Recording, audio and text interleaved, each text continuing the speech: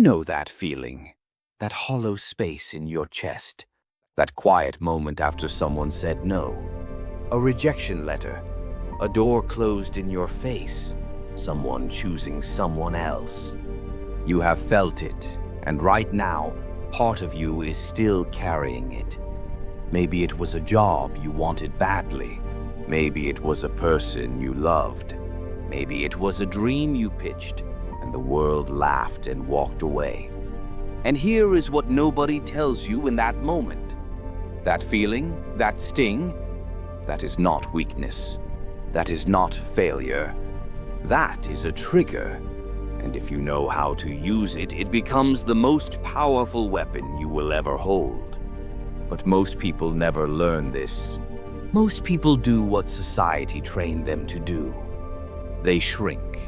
They apologize for wanting.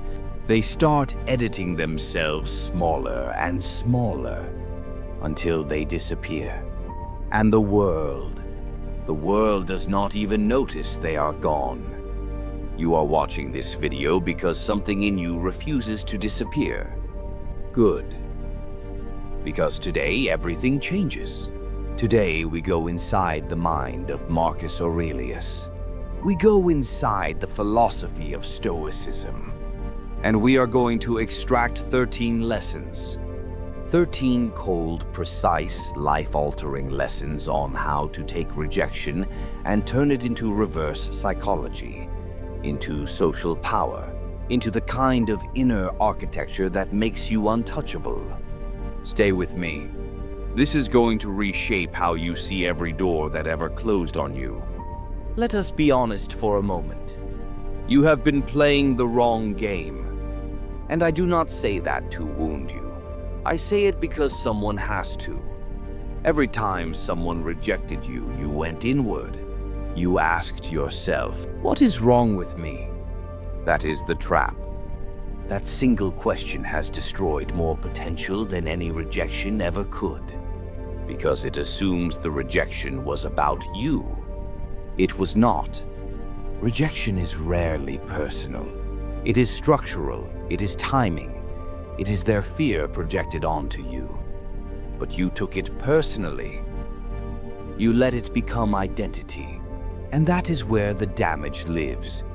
See, most people operate from what psychologists call an external locus of control. They believe the world decides their worth, that approval is currency, that being chosen means being valuable. This is a prison with invisible bars. Because when your self-worth is outside of you, anyone can take it. A simple no can collapse an entire identity. And here is the brutal part. You have been chasing acceptance from people who are not even sure of themselves. Think about that. You have been bending yourself, shrinking yourself, editing your voice, softening your ambition, trying to be likable to people who are busy performing for other people. It is a hall of mirrors. Everyone is performing for someone else, and no one is actually watching. The Stoics saw this clearly. 2,000 years ago, they diagnosed this exact sickness, and their prescription was radical. Stop seeking approval, start seeking mastery. The moment you shift from external validation to internal standards, the entire game changes. Rejection stops being a verdict. It becomes data. And data, my friend, is power. Marcus Aurelius, Roman emperor, military commander, the most powerful man on earth during his time. And yet he did not write about power. He wrote about discipline, about the inner life, about how to face a world that constantly pushes, tests, and rejects you. Every morning before the world demanded anything from him, he sat alone and wrote. Not for fame, not for audiences, for himself. And in those private pages, he left behind one of the greatest frameworks for mental mastery ever recorded. He wrote this, and I want you to hear it. You have power over your mind. not outside events. Realize this, and you will find strength. Read that again. Power over your mind, not outside events. Not over who accepts you, not over who chooses you, not over doors that open or doors that close, only over your mind. That is the foundation of everything we are about to build today. If you can control your response to rejection, you control your life. If someone else's no can collapse you, then someone else is holding your remote control. Marcus Aurelius built an empire with this philosophy. Now let us use it to rebuild you. Lesson 1. The silent mirror. Here is the principle. Rejection reveals more about the rejecter than about you. When someone says no to you, they are giving you a map of their limitations, their fears, their biases. A company that rejects you for being too ambitious. They are telling you about their culture, not your capability. A person who leaves because you are too emotionally honest. They are telling you about their avoidance, not your worth. Start reading rejection as a mirror held up to the other person. The psychological application is this. Every no gives you information, and information is strategy. Your practical step for today. Write down the last 3 rejections you experienced. Under each one, write one sentence that describes what that rejection reveals about the other party, not about you. You will be surprised what you find. Lesson 2. The reverse pull. Here is the principle. What you do not chase, you attract. This is the foundation of reverse psychology applied through Stoicism. When you stop desperately chasing approval, something fascinating happens in human psychology. People become curious about you. Desperation repels. Indifference, real indifference, magnetizes. The psychological application is this. Humans are wired to want what seems scarce or unattainable. When you move through the world as if you do not need validation, you trigger that scarcity instinct in others. They start to wonder, who is this person and why do they not need my approval? That question is where your power lives. Your practical step for today. In your next social interaction, speak 30% less than you normally would. Do not fill the silence. Let the other person lean in. Watch what happens. This knowledge is for protection, not destruction. Lesson 3. The wall that builds you. Here is the principle. Every wall they put in front of you is a weight room. Marcus Aurelius faced betrayal, military failure, political opposition, and the deaths of people he loved. He did not emerge broken. He emerged harder, more refined. He understood that resistance is not the enemy of growth. It is the mechanism of growth. Rejection is resistance applied to your character. The psychological application is this. When you experience rejection and you do not collapse, you are training your nervous system. You are teaching your brain that a no is survivable. Each time your threshold for pain rises. This is what athletes call neurological adaptation. And it works on the emotional system just as powerfully as it works on muscles. Your practical step for today. Set a rejection goal this week. Yes, a goal. Go apply for one thing you think you will not get. Ask one person who might say no. Take one swing you would normally avoid. The goal is not the yes. The goal is the rep. Lesson 4. The economy of emotion. Here is the principle. Your emotional energy is a finite resource. Spend it wisely. Most people spend enormous amounts of emotional energy processing rejection, replaying conversations, editing what they should have said, lying awake at 3 a.m. running scenarios. This is not processing. This is hemorrhaging. The Stoics practice something called negative visualization. They prepared mentally for loss and rejection before it happened. So when it arrived, it had already been felt, already been moved through. The shock was already absorbed. The psychological application is this: anticipatory acceptance. Before any major decision or pitch or conversation, spend 30 seconds asking yourself, if this ends in rejection, can I survive it? Can I use it?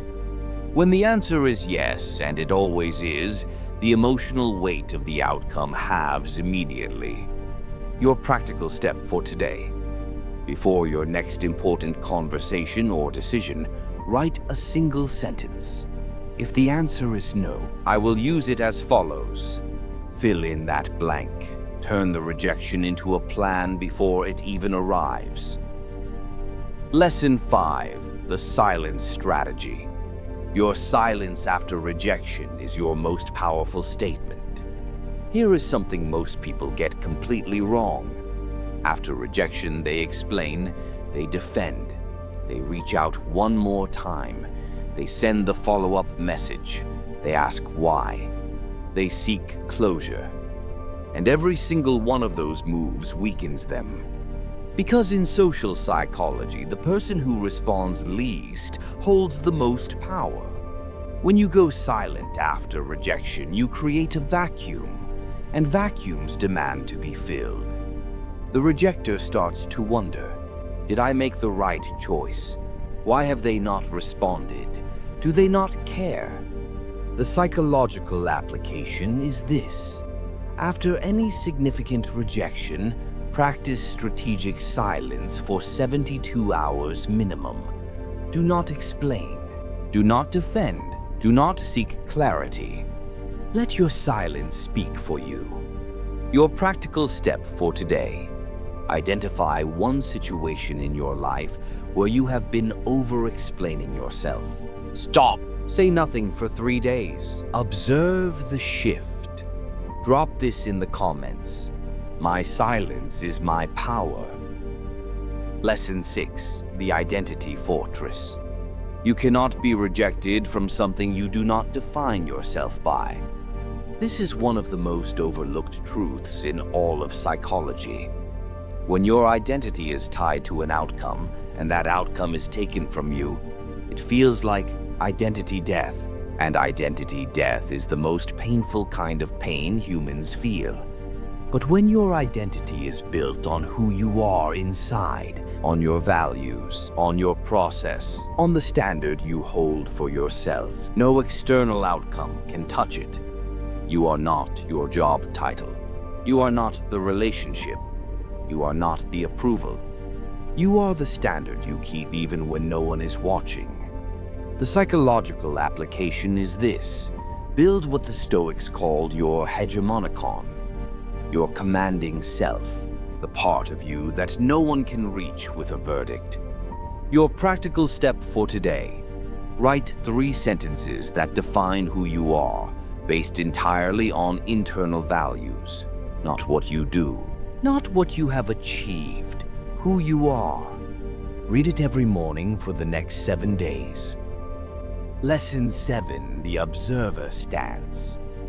The moment you observe your pain, you are no longer consumed by it. Marcus Aurelius wrote constantly about the practice of seeing himself from above, as if watching from a distance, not dissociating, not escaping, witnessing. There is a difference between drowning in rejection and standing on the shore watching the wave move through you. The psychological application is this: cognitive diffusion, a technique used in modern psychology and described in ancient Stoic practice both. When rejection hits, instead of saying, "I am devastated," I say, "I notice I am feeling devastated."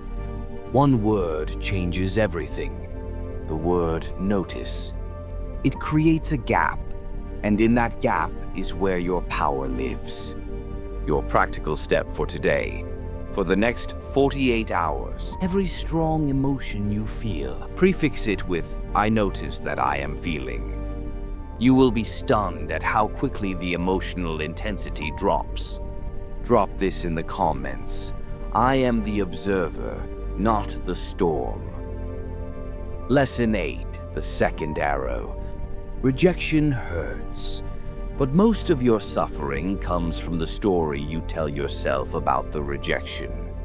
The Stoics understood that pain has two components, the actual event and the meaning we assign to it. The event is the first arrow. It lands whether we want it or not. The second arrow is what we fire at ourselves. The shame, the rumination, the self-punishment, the catastrophizing. This always happens to me. I will never be enough. There is something fundamentally broken in me. That second arrow, that is optional. And removing it is a skill you can build. The psychological application is this. When rejection hits, separate the fact from the interpretation. The fact is neutral. The interpretation is a choice. Your practical step for today: write down one recent rejection. Separate it into two columns. Column 1, the fact. Column 2, the story. Now ask yourself, which of these stories would Marcus Aurelius allow to run on repeat in his mind? Lesson 9, the leverage principle. Every rejection is leverage if you know how to apply it. This is where Stoicism meets modern strategy. Rejection is information, and information positioned correctly is leverage. When a company rejects you, use that information to build a competitive skill set and return stronger. When a person rejects you, use the clarity it provides to understand what kind of relationship you actually need. When a market rejects your idea, use the feedback to refine, not to abandon. The psychological application is this: rejection as competitive intelligence. Every no is a map of what needs to change, be upgraded, or be redirected. Your practical step for today: take one rejection you received in the last 6 months. Extract one piece of actionable information from it, one specific area of growth it points to. Work on that area for the next 30 days. Drop this in the comments. Every no sharpens my yes. Lesson 10, the scarcity of your presence. When your presence becomes rare, it becomes valuable. This is reverse psychology operating at its highest level. Most people after rejection become more available. They try harder. They call more. They show up everywhere. This is the single worst thing you can do. The Stoic response is the opposite. Withdraw. Invest your energy inward. Become less available. Not as a game, not as a manipulation, as a genuine redirection of energy toward your own growth. And the paradox is that this withdrawal, because it is authentic, creates genuine magnetism. The psychological application is this: people are wired to assign value based on availability. The less you are available to be hurt, the more your presence registers as significant. Your practical step for today: identify one relationship where you have been over-investing energy without return. Pull back. Spend that energy on yourself for 1 week. Notice what shifts. Lesson 11, the long game. Most people play the moment. The wise play the decade. Rejection stings because we live inside the moment. We feel the heat of the present situation and assume it will last forever. Marcus Aurelius had a practice. He would ask himself, will this matter in 10 years? Not in 10 minutes, not in 10 days, in 10 years. Most of what devastates us in the present dissolves entirely when viewed through that lens. The psychological application is this: temporal distancing. a technique proven in behavioral science. When emotional intensity spikes, deliberately extend the time horizon of your perspective. Your practical step for today. Take the rejection that is hurting you most right now. Ask yourself genuinely, with real consideration, in 10 years, will this be a wound or a turning point? Almost always, it is a turning point. You just cannot see it yet. Lesson 12. The power of the reframe. Rejection is a door closing, but it is also a direction pointing. Every rejection has a direction embedded in it. When a path closes, it is often because you are on the wrong path. The universe, if you want to frame it that way, is not against you. It is redirecting you with more force than you would have redirected yourself. The psychological application is this. Intentional reframing is not delusion. It is strategic cognition. It does not mean pretending rejection does not hurt. It means simultaneously holding the pain and the possibility, not canceling one with the other, but holding both. This is emotional maturity, and it is rare. Your practical step for today. For every closed door in your life right now, ask one question. What direction is this pointing me toward? Write it down. You do not have to act on it today. Just ask the question. Drop this in the comments. I am being redirected, not rejected. Lesson 13. The return. The most powerful response to rejection is a quiet, disciplined return. Not revenge, not loudness, not proving them wrong in their face. Silence, work, return. There is a saying attributed to ancient cultures across the world. Do not announce your comeback. Let your arrival speak for itself. Marcus Aurelius never sought to humiliate his enemies or prove his critics wrong publicly. He simply continued to govern with excellence. He continued to show up, day after day, in discipline, in purpose. And over time, the verdict rewrote itself. The psychological application is this. The quiet return is the ultimate form of reverse psychology because it requires nothing from the person who rejected you. You do not need their acknowledgement. You do not need their apology. You do not need them to witness your growth. You grow for you. And that indifference, that self-directed growth is the most powerful statement you will ever make. Your practical step for today. Choose one area of your life where rejection made you stop.